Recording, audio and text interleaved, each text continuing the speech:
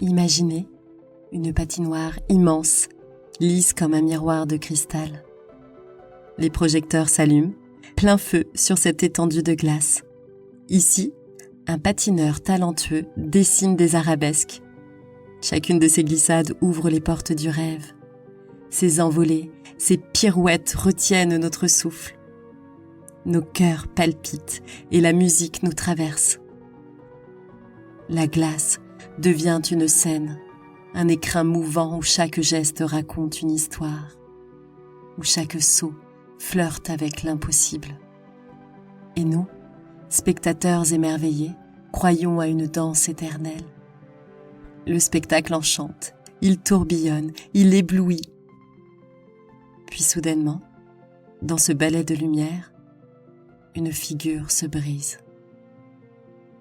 Le silence fige la glace. Le rideau aurait pu tomber là, mais parfois, la vie écrit ses plus beaux miracles dans la fracture même du destin. De cette chute est né un autre récit, une autre scène, invisible aux yeux du public, mais plus grande encore, celle de la résilience, de l'amour, de l'humour et de la force intérieure. Aujourd'hui, buissonnier-buissonnière, j'ai l'honneur de vous présenter Cyril Hernandez.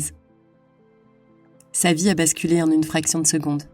L'ange des glaces ne s'est pas brisé les ailes. Il a su rebondir, s'adapter, inventer une nouvelle chorégraphie. Cet homme est passé des grandes scènes d'Holiday on Ice au vertige de la tétraplégie. Et pourtant, il nous livre son histoire miraculeuse, celle où sa force, son courage et son amour pour la vie l'ont porté jusqu'au rang de champion de tennis de table. Dans cette podcast, vous allez découvrir que les plus grands apprentissages ne se tirent pas seulement des livres, mais des expériences de vie les plus singulières. Et parce que son parcours est riche, vibrant, profond, j'ai choisi de vous le partager en 2 épisodes. Voici la première partie.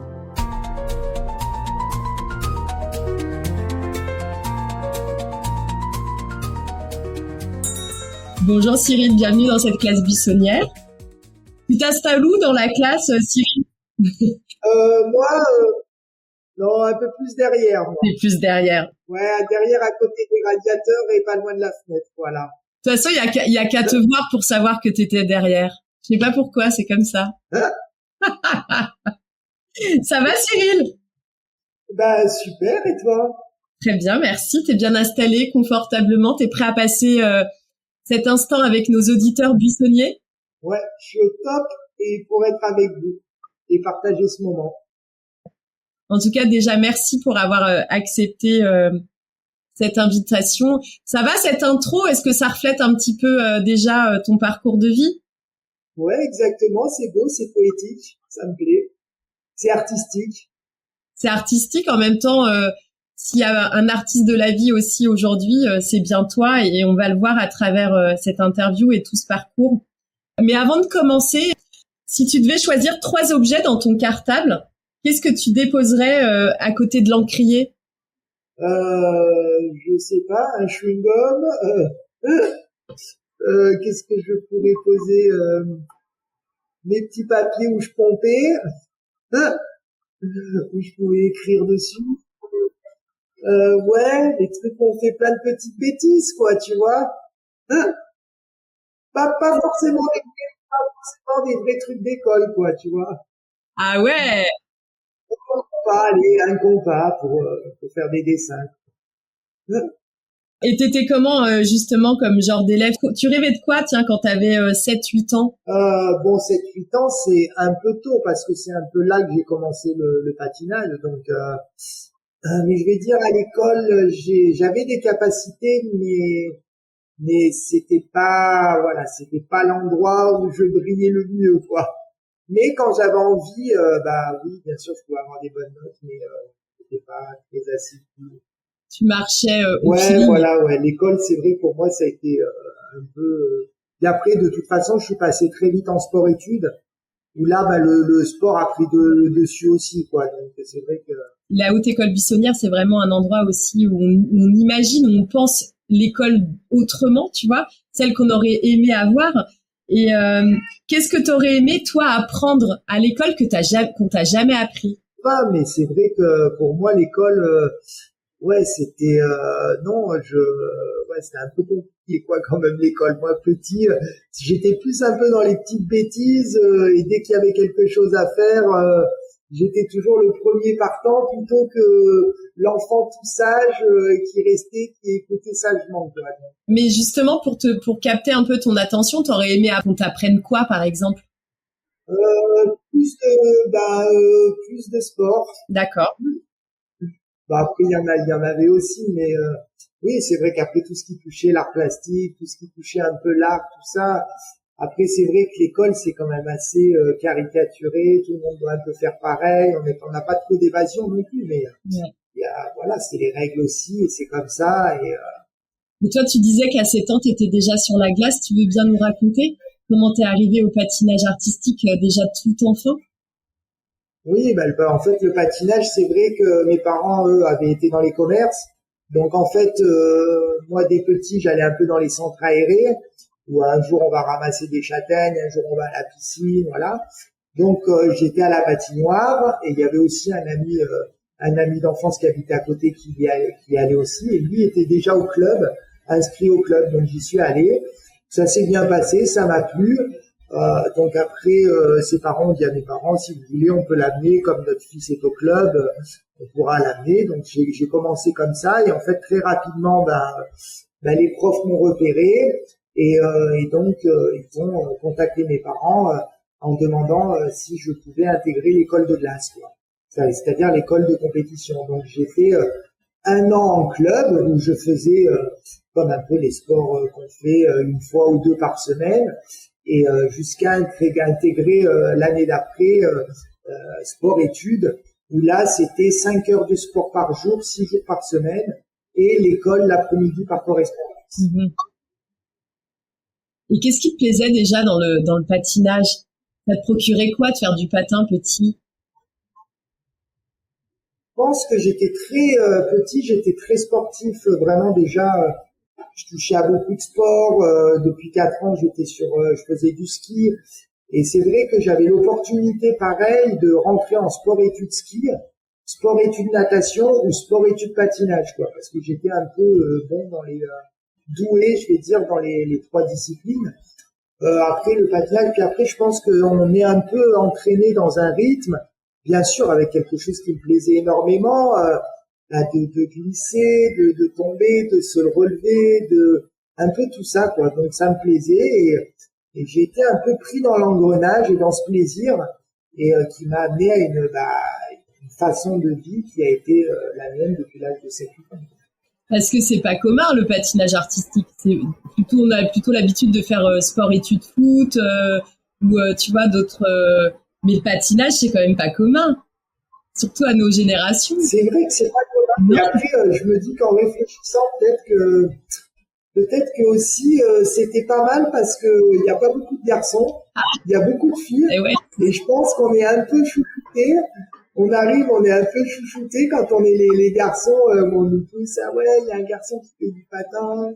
Donc il y a un peu la contrepartie après un peu plus grand avec les hockeyeurs qui disent il fait de l'artistique, un peu les mecs un peu plus voilà. Mais du coup moi ça me plaisait assez d'être entouré de plein de nénettes, et puis ça a toujours été sympa. Plein de jupons, de froufrous, de bruit de glace. Mais c'est vrai que moi je me rappelle aussi en primaire, j'avais un copain dans ma classe qui faisait du patinage, et je me rappelle que c'était vraiment pas commun. Et puis les sensations aussi, j'aime bien tout ce qui est sensations, tout ce qui est et pour ça c'est vrai que alors après les figures et tout ce qui est technique et un peu acrobatique, ça arrive, il faut quand même un certain niveau pour commencer, mais dès le début, ouais, ça va beaucoup plus cette histoire d'acrobatie, quoi. C'est les acrobaties qui te fascinaient là vraiment dans le patinage artistique, au point d'y consacrer toute ta jeunesse? Et après, ça y est, c'était parti. À partir de 7 ans, t'as commencé? Ouais, pendant longtemps, je pense que j'ai eu beaucoup plus de mal avec le côté artistique au début où pour un garçon, de faire de la danse, tout ça, c'était un peu plus compliqué pour moi de m'exprimer de ce côté-là. Et c'est vrai que j'aimais tout ce qui était un peu acrobatie, technique, plus que l'artistique, quoi, plus que le côté grâce du patinage. Mais bien sûr que j'ai appris et plus les années ont passé et plus après j'ai développé aussi le côté artistique et qui m'a beaucoup plu parce que on peut s'exprimer sur chaque musique, sur ce qu'on veut un peu montrer aussi quoi, de sa personnalité, de son patinage. Ouais, après je pense que tu l'as déjà dans ton âme ce côté artiste.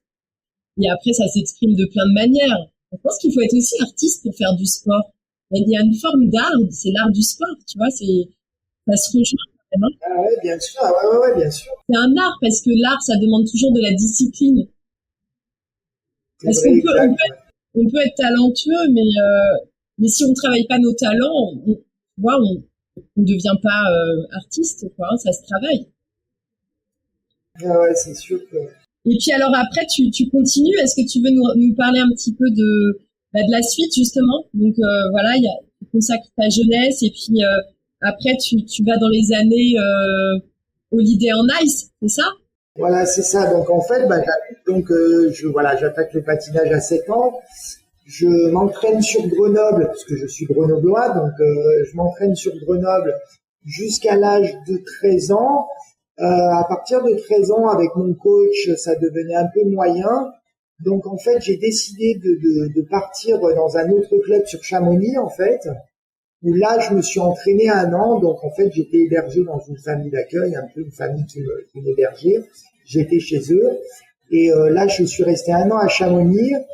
Et après, à l'âge de 14 ans, je suis parti sur Megève, en fait. Je connaissais la prof là-bas aussi, qui m'a proposé aussi de travailler un peu avec elle pour l'aider, pour le club, pour un peu donner des cours. Et donc, j'avais mon appartement, déjà mon studio, où là, j'habitais seul à 14 ans, quoi, sur Megève. Donc là, j'ai continué de m'entraîner de 14 ans à 18 ans, en faisant de la compétition, où j'ai été champion de France junior. Je suis de la même époque de Philippe Candeloro, Soria Bonani, donc on est de la même époque. Et après, c'était un petit peu compliqué. J'ai arrêté en junior, donc on passe senior après à 18 ans. Donc moi, j'ai arrêté en junior et je me sentais, j'étais un peu en dessous du niveau de Candeloro, Eric Mio. Où après, ça veut rien dire parce qu'à 18 ans, on peut encore progresser.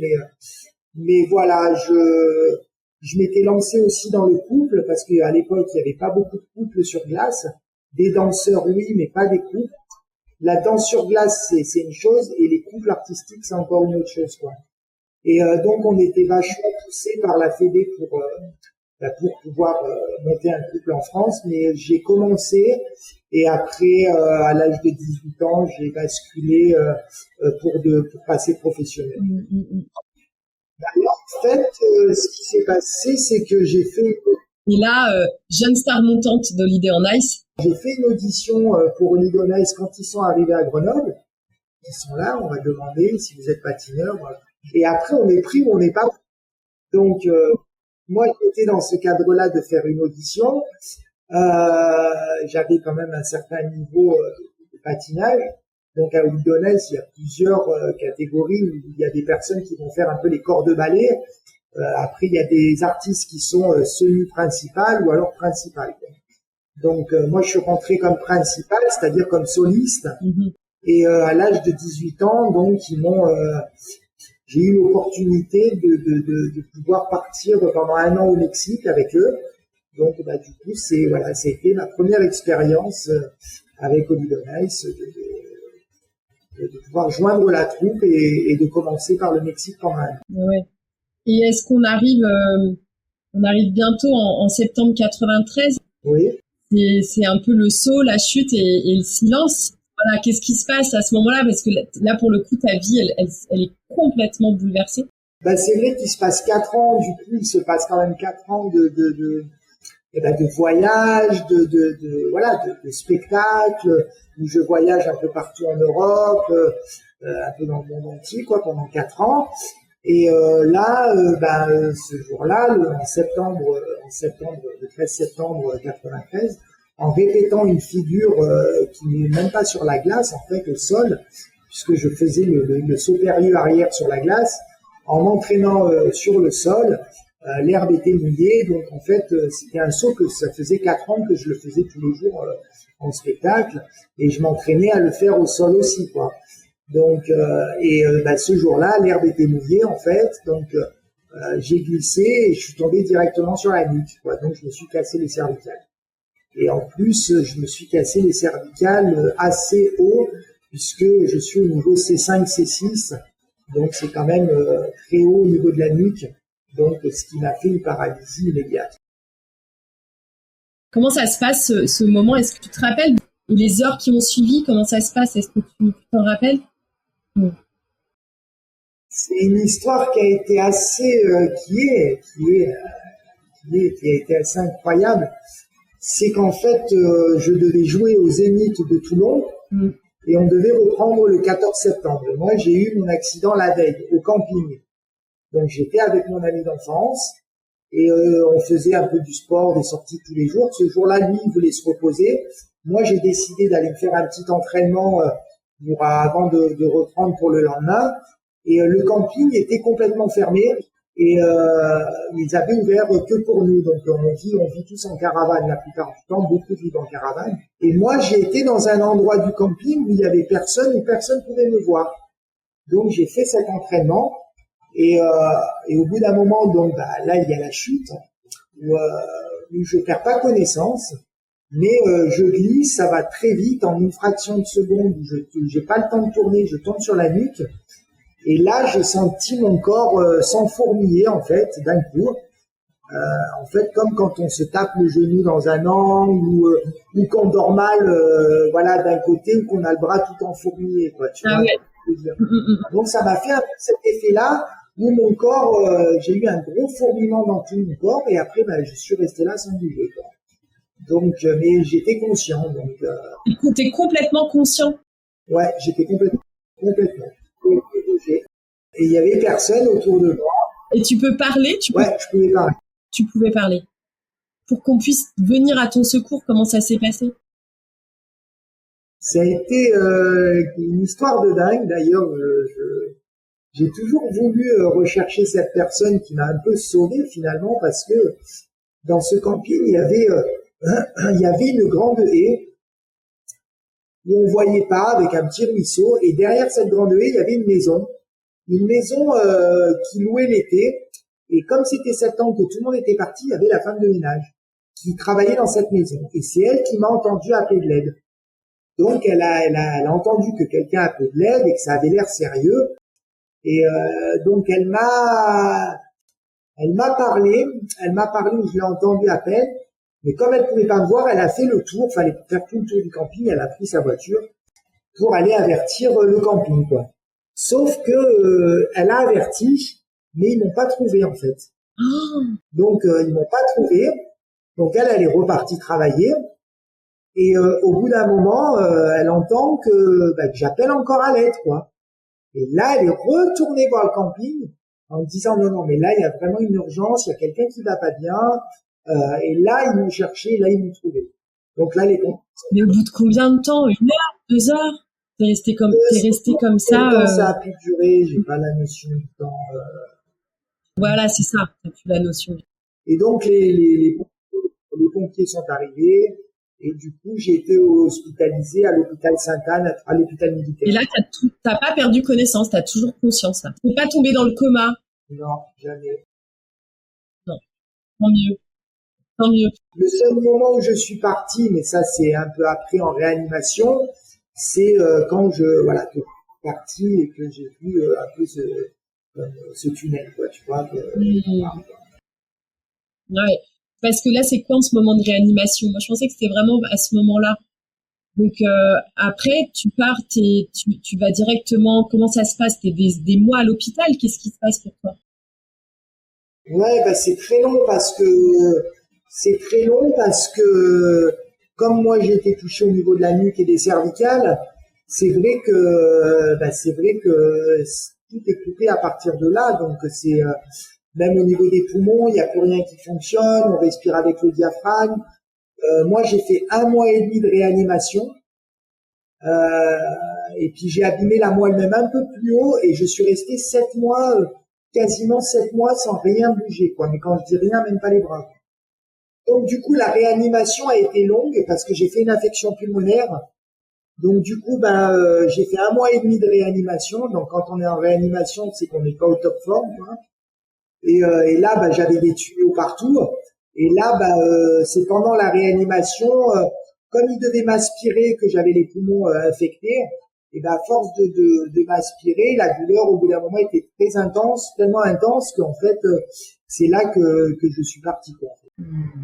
Ouais, quand tu dis je suis parti, je suis parti, mais pas longtemps, quoi. Ça a été une expérience où je suis parti, mais je suis revenu. C'est pareil, j'ai pas la notion de temps. Je sais pas combien de temps ça a duré, mais je pense pas que ce soit quelque chose qui durait très longtemps. T'en parles de ça, tu t'en parles assez facilement quand même de toute cette expérience. Ouais, je peux parler de tout très facilement. Ouais, pour moi, c'est pas des choses. C'est des expériences de vie. Mais quand même, j'ai une question pour toi, Cyril. À ce moment-là, quand tu réalises que tu n'auras plus les mêmes capacités, qu'est-ce que tu te dis? Qu'est-ce que tu ressens et qu'est-ce qui se passe en toi? Quand tu sais que tu prends conscience que tu n'auras plus jamais les mêmes capacités, que tu n'auras plus jamais marché, plus jamais être patineur artistique. Alors en fait, ça, je le réalise pas en fait. Je le réalise pas tout de suite. Parce que déjà, je n'avais aucune connaissance du handicap.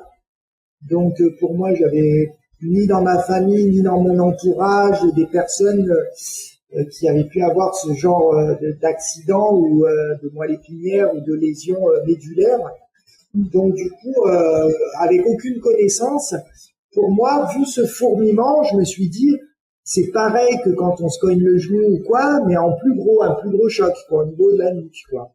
Donc je me suis dit, peut-être ça va revenir, peut-être. Puis les médecins, en fait, pendant les 6 premiers mois, je dirais, si on doit récupérer, c'est quand même rapidement, quand même, hein.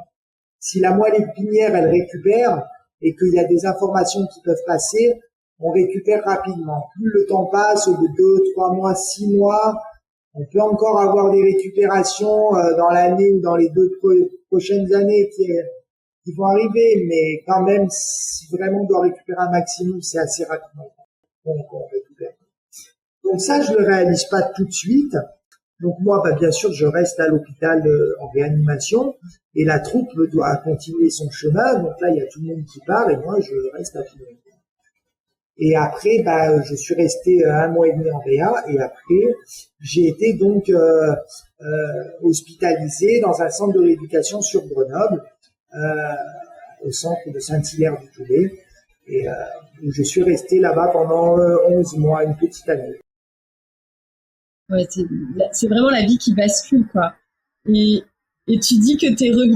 Là, ma vie, je suis passé d'une vie de spectacle, d'artiste, de paillettes, de voyager dans le monde à la réanimation et au centre de rééducation tétraplégique, quoi. Donc ça, c'est sûr que c'est pas la même chose, quoi. Et ce qui est incroyable, je voyais pas les mêmes têtes, quoi. Et il y avait pas les mêmes tutus non plus. Ah non, mais c'est dingue parce que t'en parles avec une telle bon, tu me diras, ça date un peu maintenant, mais quand même, je pense que c'est ça, c'est ce qu'on en avait déjà parlé. C'est tu dis que t'es revenu quand même de cette réanimation, de cet accident, avec un nouveau logiciel d'une certaine manière. T'es revenu différent dans ton âme. Il s'est passé quelque chose. Est-ce que tu veux nous en parler de ça? Oui, je pense que de toute façon, dès le début, en fait, j'ai l'impression d'avoir fait le deuil. Alors, je dis pas immédiatement, mais quand même très rapidement, j'ai fait le deuil quand même. Ouais. Et de toute façon, dès le début, ça m'est arrivé et j'étais dans mon lit et je me suis dit, mais de toute façon, quel choix j'ai, quoi. Ouais, c'est ça. Je veux dire, je suis là. Soit je reste dans mon lit et je pleure toute la journée, ou soit j'essaye d'avancer, de découvrir ce qu'il y a à découvrir, quoi. ça a toujours été ma philosophie, même si bah, bien sûr qu'au début, étant super sportif, super autonome, super indépendant, oui, il y avait de la frustration de pas pouvoir faire les choses comme avant. Mais c'est un peu tout ça que j'ai dû réapprendre. Et cette frustration, elle est restée quand même quelques années sur certaines choses où qu'on peut pas faire ou voilà. Mais sinon globalement, je pense que puis j'ai été beaucoup entouré, j'étais très entouré avec beaucoup d'amis. Mon frère qui a été là, qui m'a beaucoup aidé, qui a été là pour moi et qui a donné sa vie aussi. Plus tous les copains qui venaient, qui me sortaient, c'était la fête tout le temps, c'était donc du coup ben j'ai avancé, j'ai continué d'avancer et j'ai appris. Ouais. Qu'est-ce qui t'a empêché de pas sombrer, parce que je pense que tu dis que c'est un choix pour toi. Qu'est-ce qui vraiment t'a permis d'accueillir, d'accepter, j'allais presque dire ces nouvelles capacités, parce que en fait, c'est nouveau, oui, ce sont des nouvelles capacités, même si elles sont altérées d'un côté, à la fois, t'en développes d'autres aussi.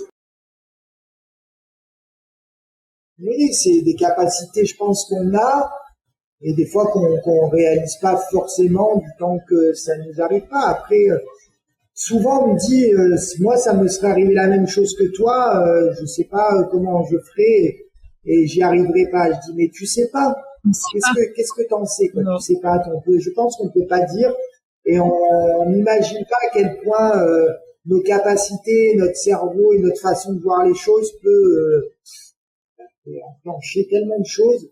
Après, je pense que cette rigueur que j'avais dans le sport depuis très jeune, je pense que c'est quelque chose, j'en suis sûr, qui m'a énormément aidé aussi. Parce que bon, voilà, moi le sport c'est vraiment mon truc.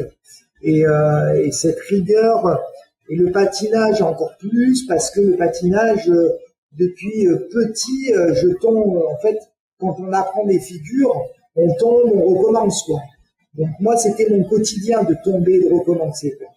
Donc là je suis tombé différemment et j'ai recommencé différemment. Et tu te relèves autrement. Exactement, ouais. Et c'est vrai que quand on te connaît un peu, on sait que t'es une des rares personnes que je trouve toujours optimiste, joyeux, avec un sourire. Et c'est un bonheur à chaque fois de te parler. Pour moi, aujourd'hui, t'es un grand maître buissonnier. Rien que ton expérience et ce que tu dégages aujourd'hui, de ce que tu es devenu, c'est incroyable. Et c'est une vraie leçon, à la fois de résilience, d'humilité. C'est vrai que j'ai toujours été optimiste, positif. Et je sais pas, tout me fait sourire, quoi. Je suis toujours content. Que ce soit même les personnes, mon équipe qui s'occupe de moi, parce que j'ai des aides, oui. Des assistantes de vie, j'ai aussi des infirmières qui viennent m'aider, parce que je suis pas complètement autonome non plus. Même si aujourd'hui, j'ai appris à faire beaucoup de choses seul et j'arrive à faire énormément de choses seul même, mais j'ai quand même besoin d'aide. Et que ce soit même les infirmières, ils disent, mais Cyril, lui, il est toujours en train de rigoler, il a toujours le sourire, on rentre chez lui, il a toujours le sourire. Hein? Tu l'avais déjà avant? Je pense qu'avant, déjà, j'étais toujours content, quoi, déjà. C'est une façon de vivre et de voir les choses aussi, donc. Et c'est mieux, je préfère la voir comme ça, quoi. Ouais. C'est beau, en tout cas, c'est magnifique. Après, attention, je dis pas que c'est tous les jours facile, comme tout le monde. Comme tout le monde, on a tous nos problèmes. Nos épreuves qu'on traverse à gérer, des moments plus douloureux que d'autres. Voilà, la vie, c'est pas non plus le monde des bisounours tous les jours, quoi, ça c'est sûr. Hein. Mais en tout cas, le fait de voir positif le plus possible, plus on le fait et plus ça enclenche vers des bonnes choses qui font du bien, qui font du bien. C'est inné, quoi. Tout est dans le mental. Et tu disais tout à l'heure, c'est juste une question de choix. Tout au mental. Quoi. Je dirais de choix et d'envie. Avocaillers, buissonniers, buissonnières, petit exercice de coaching. Nous l'avons vu avec Cyril, la vie peut basculer en une fraction de seconde. Parfois, nous l'oublions. Et dès lors que nous en reprenons conscience, une question s'impose. Comment choisis-tu de passer ta journée à l'instant même ? Chaque jour est un cadeau merveilleux Une occasion de renaître à soi et au monde. Et toi, si la vie basculait en une fraction de seconde, qu'est-ce qui resterait d'essentiel? Quand as-tu vu pour la dernière fois un petit miracle, un moment improbable mais porteur de sens? Et comment l'as-tu accueilli? Qu'est-ce qui dans ta vie aujourd'hui te semble banal mais pourrait être vu comme miraculeux si tu le regardais autrement?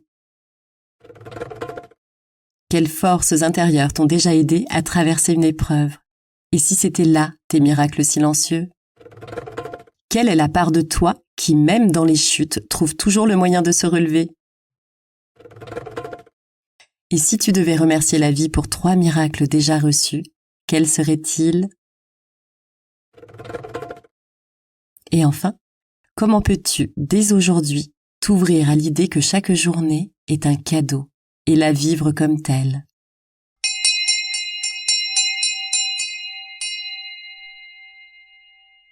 Buissonnier, buissonnière, cette première partie s'achève ici. La suite de cette podcast des miracles vous attend dimanche prochain. D'ici là, si vous avez aimé cet épisode, n'oubliez pas de vous abonner, de mettre des étoiles et de rejoindre notre communauté sur Instagram. La Haute École Buissonnière, avec 2 E entre T et C. Merci pour votre écoute, vos partages et vos présences lumineuses.